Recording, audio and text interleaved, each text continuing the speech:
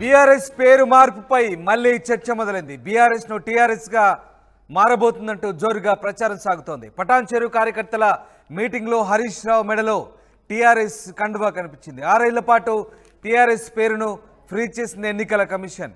ఎన్నికల కమిషన్ అంగీకరిస్తే టీఆర్ఎస్ గా మారబోతోంది బీఆర్ఎస్.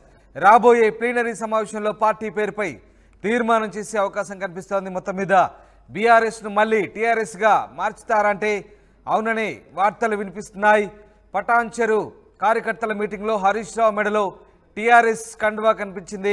ఇక బీఆర్ఎస్ ను టీఆర్ఎస్ గా మారబోతుందంటూ జోరుగా ప్రచారం సాగుతున్న నేపథ్యంలో పటాన్ చెరువు కార్యకర్తల మీటింగ్లో హరీష్ రావు మెడలో టీఆర్ఎస్ కండువా కనబడంతో కొత్త చర్చకు దారితీస్తోంది. అయితే 6 ఏళ్ల పాటు టీఆర్ఎస్ పేరును ఎన్నికల కమిషన్ ఫ్రీజ్ చేసింది. ఎన్నికల కమిషన్ కనుక అంగీకరిస్తే టీఆర్ఎస్ గా మారబోతోంది బీఆర్ఎస్. రాబోయే ప్లీనరీ సమావేశంలో పార్టీ పేరుపై తీర్మానం చేసే అవకాశాలు కనిపిస్తూ ఉన్నాయి. ఒక్కసారి హరీష్ రావు పటాన్ చెరువు కార్యకర్తల సమావేశంలో హరీష్ రావు ఏం మాట్లాడారు ఒకసారి చూద్దాం. రైట్, బీఆర్ఎస్ టీఆర్ఎస్ గా మారబోతుందంటే అవుననే వార్తలు వినిపిస్తున్నాయి. మా ప్రతినిధి మధు జైన్ అవుతున్నారు. మధు, బీఆర్ఎస్ పార్టీ మళ్ళీ టీఆర్ఎస్ గా పేరు మారబోతుందంటూ వార్తలు చక్కర్లు కొడుతున్నాయి. అందుకు తగ్గట్టుగా హరీష్ రావు టీఆర్ఎస్ కండువాను వేసుకున్న దృశ్యాలు ప్రస్తుతం వైరల్ అవుతున్నాయి. ఇప్పటికే అటు కార్యకర్తల్లో కూడా టీఆర్ఎస్ గా మార్చాలంటూ డిమాండ్లు వినిపిస్తున్న నేపథ్యంలో దీనికి సంబంధించి పార్టీ వర్గాలు ఏమంటున్నాయి, అసలు ఎందుకు ఇట్లాంటి చర్చ ప్రస్తుతం సాగుతోంది? ఎగ్జాక్ట్లీ ఈరోజు మాజీ మంత్రి హరీష్ రావు పటాన్ చెరువులో నియోజకవర్గానికి సంబంధించినటువంటి కార్యకర్తల సమావేశంలో నాయకులతో ఆయన భేటీ అయ్యారు. వారికి భరోసానిచ్చే ప్రయత్నం చేశారు. నాయకులు పార్టీ వీడొచ్చేమో కానీ పార్టీ బ్రతికే ఉంటుంది, పార్టీ అండగా ఉంటుంది. కార్యకర్తలకి క్షేత్రస్థాయిలో పోయినటువంటి ఎమ్మెల్యేల పైన అనర్హత వేటు పడేంత వరకు పార్టీ లీగల్గా ఫైట్ చేస్తుంది. దాని గురించి ఐధైర్యపడొద్దు అంటూ వారందరికీ వివరించారు. కాకపోతే ఆ సమావేశంలో ఆయన వేసుకున్న కండువా పైనే ఇప్పుడు రాష్ట్ర వ్యాప్తంగా బీఆర్ఎస్ పార్టీ శ్రేణుల్లో చర్చ కొనసాగుతూ ఉంది.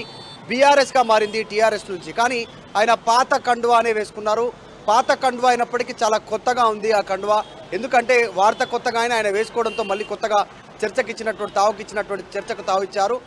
టీఆర్ఎస్ ఉంది, తెలంగాణ రాష్ట్ర సమితి, తెలంగాణ ఉద్యమ సమయంలో పార్టీ ఏర్పాటైంది. 2 సార్లు అధికారంలో ఉంది టీఆర్ఎస్ గానే. కానీ 2వసారి అధికారంలోకి వచ్చిన తర్వాత భారతదేశ వ్యాప్తంగా జాతీయ పార్టీగా గుర్తింపు కోసం ఎన్నికల కమిషన్ దగ్గర అప్లై చేసుకున్నారు. దాన్ని భారత రాష్ట్ర సమితిగా చేశారు.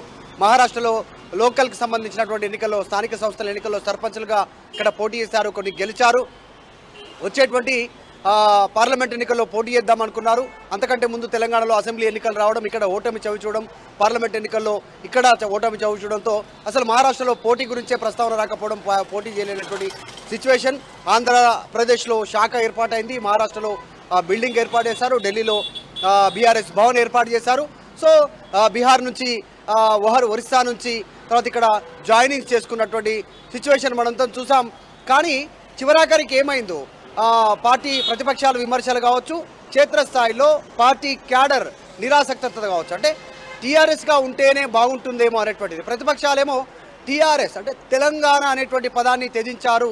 సో పేగుబంధము పోయింది, తెలంగాణతో ఉన్నటువంటి పేగుబంధము ఇప్పుడున్నటువంటి బీఆర్ఎస్ పార్టీ నాయకులకు అనేటువంటి విమర్శల ప్రభావమో ఏంటో, కానీ ఇటు ఓటమి, ఇటు ప్రతిపక్షాల విమర్శలు, అది డీమోరలైజ్ అయ్యారు కార్యకర్తలంతా.